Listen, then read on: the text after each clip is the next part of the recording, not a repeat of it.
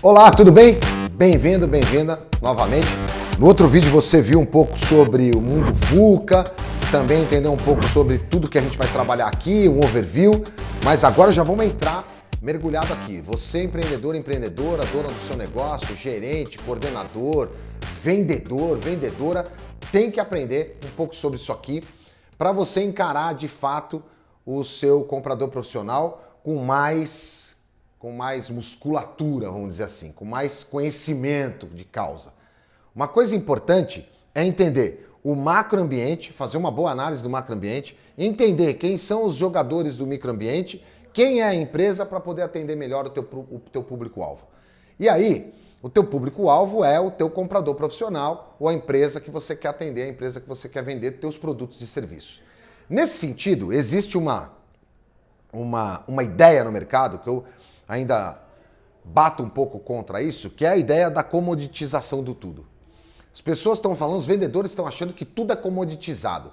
Uma vez eu estava numa empresa de alimentos, e aí é frango, aí o cara fala assim, mas frango é tudo igual. Eu falei, cara, frango não pode ser tudo igual, porque você tem um DNA do frango. Tudo igual é litro de gasolina. Então você pega uma gasolina, né? Você vende lá a mesma gasolina em partes, é a mesma gasolina divididas em partes. Mas é o mesmo frango. Não, calma. Tem uma ideia da comoditização porque você faz uma porrada de frango numa fábrica de frango. Entra lá o franguinho vivo e sai um monte de partes no final. O fato é que se agrega valores no produto. Então, por exemplo, um frango bem temperado, lá um passarinho, um peito muito bem cortado, vai trazendo diferenciais para o produto que na hora de chegar na mesa do consumidor vai chegar com uma categoria diferente, um produto com características diferentes, que vai desmontar um pouco essa ideia da comoditização do tudo. Então, mesmo que você trabalhe com frango, você venda frango, ele não é uma commodity, tá certo? Tem uma discussão em termos de mercado, tem uma variável em termos de mercado quando a gente fala de preço, não é? Tem uma ideia de precificação meio justa para todo mundo, mas isso está diretamente ligado com a predisposição do consumidor a pagar por aquele produto no final, na gôndola do supermercado, por exemplo. Então tem que tomar cuidado. Como é que eu subo a cadeia aqui? Trazendo produtos diferenciados. Como é que eu melhoro mais ainda a percepção do meu comprador profissional? Quando eu agrego serviço. Então vamos pegar esse mercado? Estou falando desse mercado, vou pegar ele como exemplo, tá bom? Então quando eu ofereço para o meu comprador lá um promotor para ajudar no sellout, eu ofereço uma carga diferenciada, eu ofereço um frete diferenciado, eu ofereço outros serviços agregados ao produto, eu derrubo dele a percepção de commodity. Para de imaginar que tudo é commodity, calçadinha é commodity, camiseta é commodity, sapato é commodity. Para de imaginar isso, porque é um equívoco total, a tua equipe de vendas fica desmotivada, você vai perder uma visão do mercado mais diferenciada, vai causar uma miopia mercadológica em você e também, se você é dono do teu negócio, você fica colocando objeções que ainda não existem na hora de você trabalhar. Passou disso aqui, ó, eu tenho uma experiência de compra. E aí, experiência de compra é uma coisa que a gente tem que tomar cuidado.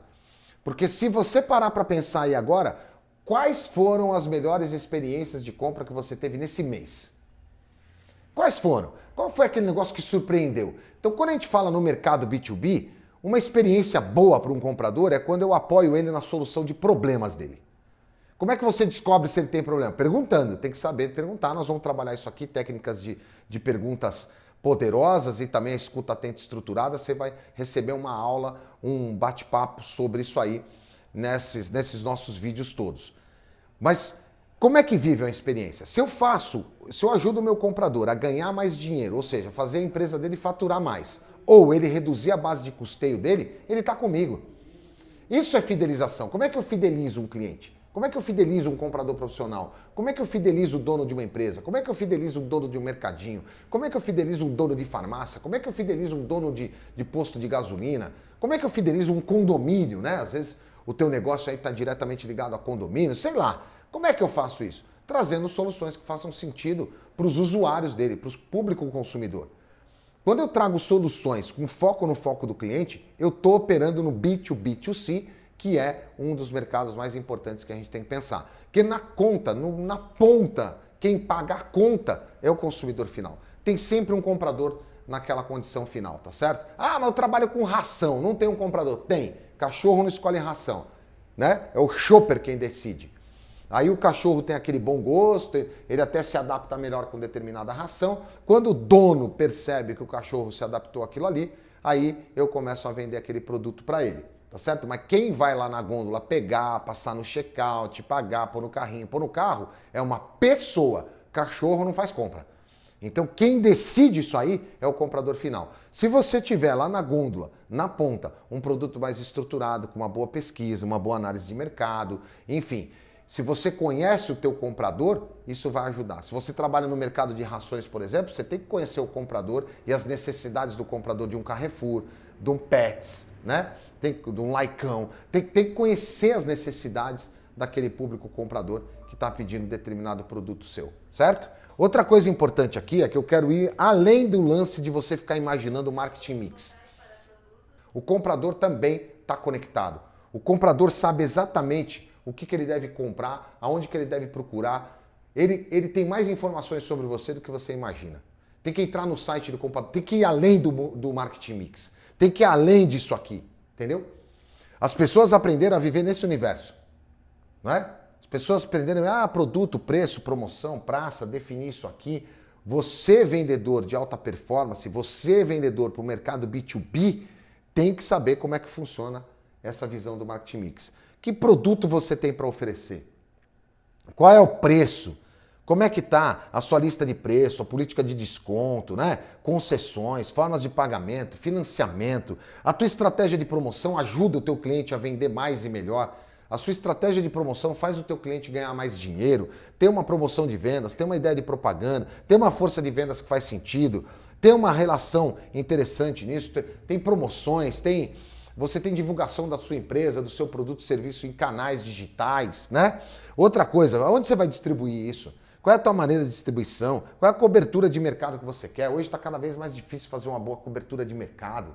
Qual é o local de atuação? Onde está teu estoque, teu transporte? A tua logística demora ou não demora? Você entendeu? E aqui o papo não é só para empreendedor, empreendedora, gerente, supervisor, vendedor. É para todo mundo.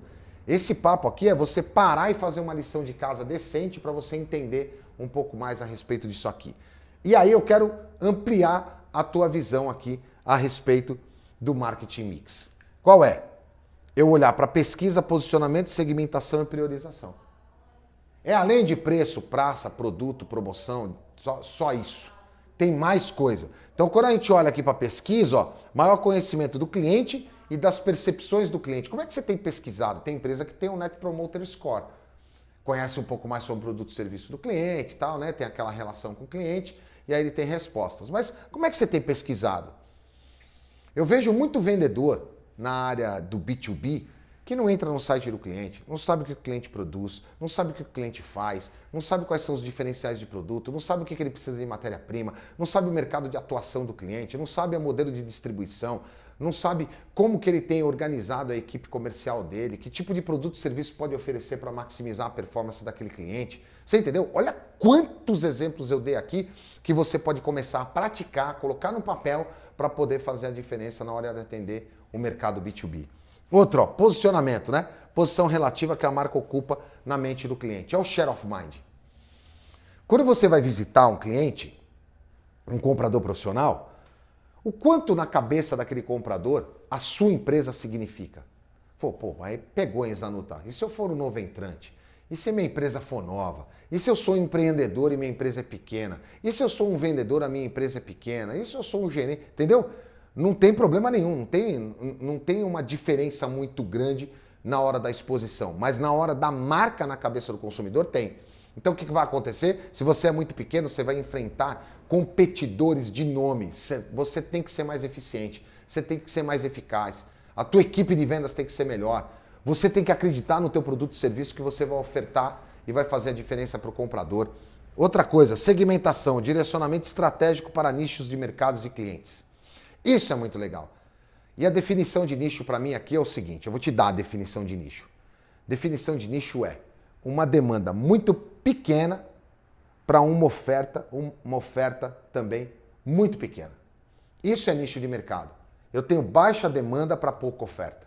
É como se você fosse vender ou o teu negócio fosse direcionado a carburadores para Fusca de 59 a 63, entendeu? É uma demanda de mercado muito pequena com uma oferta de mercado muito pequena. Demanda de oferta muito pequena demanda de mercado muito pequena com oferta muito pequena, o que acontece com o preço? Se você opera nesse tipo de mercado, para de dar desconto. Não faz o menor sentido você dar desconto. São poucos competidores. Mas se na cabeça do teu comprador você está num segmento muito distante, tem que fazer uma análise um pouco mais profunda. Ou seja, é lição de casa. Eu estou dando as dicas para você aqui, mas eu vou deixar uma lição de casa para você fazer.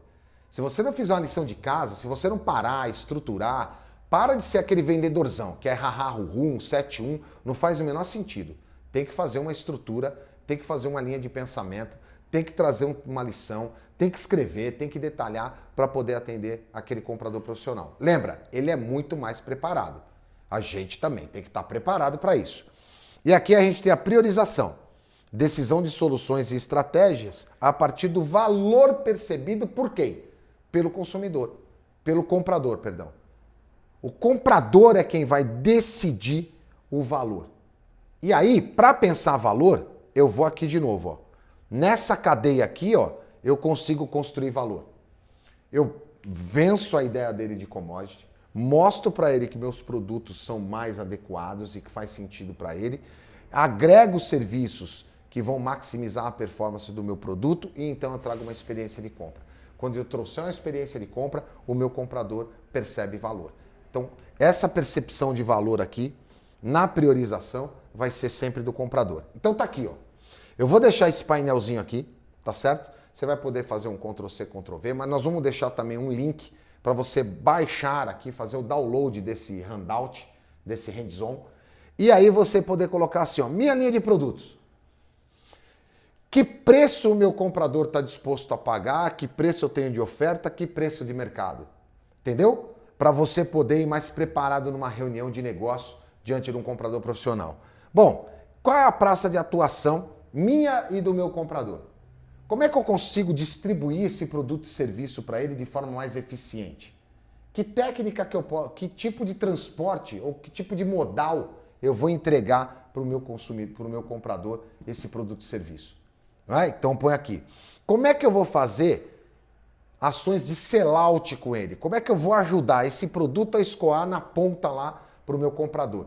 Para de ser adivinho. Tem um monte de gente que não se prepara para a reunião, um monte de vendedor, um monte de dono de negócio, um monte de empreendedor e empreendedora e gerentes e coordenadores que não chegam preparados durante a reunião. Cansei de fazer visita junto, cansei de acompanhar vendedores e vendedoras que não têm a preparação adequada. Quando chega na frente do comprador, não sabe o que falar. Então o comprador fala, cara, mas tudo bem, eu até toparia fazer um negócio com você, colocar esse produto à venda, mas como é que você me garante que esse produto vai vender lá na minha gôndola? Como é que você garante que eu vou ganhar dinheiro com esse teu produto? Como é que você garante que essa matéria-prima é a melhor matéria-prima para compor os meus produtos para chegar na mesa do consumidor final, para chegar na gôndola do consumidor final e ele ficar satisfeito com o meu produto? Essas perguntas o comprador pode fazer. Quando ele fizer, você está preparado. Quando ele fizer, você está preparado. Você sabe que estratégia você vai trabalhar. Outra coisa, que tipo de pesquisa você tem que apoia na hora da argumentação? Quantas vezes produtos e serviços não ajudaram ele a fazer isso? Que tipo de posicionamento a gente tem? Lembrando que posicionamento, ó, tá aqui. Posição relativa que a marca ocupa na mente do cliente. Qual é o tipo de posicionamento que a tua marca ocupa? Tanto, aí é legal, olha aqui, tem uma dica importante aqui. Toda vez que você for atender um comprador profissional, você tem aqui o usuário, o influenciador, o comprador e o decisor. Você tem que fazer um mapeamento. Às vezes, você está atendendo um dono do próprio negócio. Então ele pode ser ao mesmo tempo comprador e decisor. Mas pode ter um usuário lá na ponta. Pode ter um influenciador que ele ouve. Então esse ponto aqui é importante na hora de você trabalhar uma venda no mercado B2B. Outra coisa aqui, ó, que tipo de segmentação e, por fim, como é que você gera valor na cabeça do teu consumidor. Qual é a tua proposta de valor? Você tem diferencial? Você tem ali coisas importantes que o cliente ou o comprador vai perceber na hora de consumir o teu produto? É viável para ele comprar de você? E quais são as variáveis que você oferece na hora de trazer isso aqui para o teu comprador? Sacou? Olha o tamanho da lição de casa que você tem para fazer. Se você tiver dúvidas, manda nos comentários, manda um alô, que aí eu te apoio de alguma forma para você esclarecer isso aqui. Mas essa é uma lição de casa que você tem que fazer para a gente poder caminhar nessa ideia de você construir a melhor matriz de trabalho, tá certo? E aí então a gente tem o marketing mix completo aqui, ele mais ampliado para aquilo que a gente chama de 8Ps: posicionamento, preço, promoção, segmentação, priorização, pesquisa, praça e produto. Tenho certeza que você não aprendeu isso na faculdade, não aprendeu isso nas maiorias dos lugares, porque normalmente as pessoas pegam aquilo que o Kotler escreveu no livro Administração de Marketing, trabalha em cima dos 4Ps, tá certo? E fica preso somente nesse movimento. Isso não ajuda ou não resolve o problema 100%. Você tem que ter uma análise mais profunda. Outra análise que você tem que fazer, pesadíssima, é a análise da concorrência. Você tem que fazer uma... Quem são os competidores que normalmente estão com aquele comprador e que você precisa trabalhar de forma efetiva? Ah, e detalhe aqui, ó. Quem inventou os 4Ps foi o Jeremy McCartney. Tá certo? Cuidado aí para você não confundir os atores. E aí, para fechar esse encontro nosso aqui, fez análise da concorrência também, eu vou te deixar aqui 4 coisas importantes que um comprador tem na mente dele. Tudo que o comprador pensa é custo, cliente, comunicação e conveniência. Anotou? Custo, cliente, comunicação, conveniência. O seu comprador ele vai sempre olhar para a matriz de custo, porque ele está sempre desembolsando algo. Ele está sempre tirando coisa da frente ali. O dinheiro é da empresa onde ele trabalha. Outra coisa é que ele sempre vai ter o foco no cliente dele. Ah, mas pô, Zanuta, eu atendo empresa, ou eu vendo para empresa, eu sou dono de um pequeno negócio e eu atendo uma empresa e eu vendo só serviço. Cara, eu faço instalação de, sei lá, de equipamento eletrônico na casa de um cliente. Se um comprador te contratou para fazer a instalação do equipamento dele na casa de um cliente, você concorda que ele continua com foco no cliente dele? Quem vai pagar o boleto desse cara aqui é o cliente dele. Se você faz uma instalação ruim, o cliente reclama para você ou para o cara que te contratou? Vai reclamar para a pessoa que te contratou. Então tem sempre um usuário lá no final, tem sempre gente pagando por aquele consumo no final. Outra coisa é importante, qual é a estratégia de comunicação que você vai ter com esse indivíduo? Quais são os canais de manutenção? Como é que você faz o follow-up? Como é que você cuida do teu comprador? Como é que você fica atento às propostas? Outro dia eu estava com um pessoal, você que é empreendedor, empreendedora, vale a pena isso aqui. Como é que você gerencia as tuas visitas, a tua equipe de vendas? Tô fazendo planilha. Para de fazer planilha. Pega coisas, por exemplo, como um pipe drive, investe uma graninha num pipe drive e faz uma boa gestão da sua equipe de vendas e do teu funil de vendas. Tem um monte de gente reclamando que não está vendendo porque não tem boa gestão. Não mede e não gerencia. Então qual é a estratégia de comunicação? Como é que você vai fazer follow-up? Como é que você sabe que tua cadeia de compradores está em prospecção, está em orçamentação, está em discussão, negociação, está em fechamento, está em pós-venda? Como é que você faz esse controle? Se você não controla nada, não tem como tirar indicadores. E por fim, para fechar o nosso vídeo aqui, o seguinte, a conveniência. O teu comprador sempre vai buscar pela melhor conveniência. E aí vem aquela máxima que a gente trabalha faz tempo no mercado B2B. Quem não aparece não é lembrado.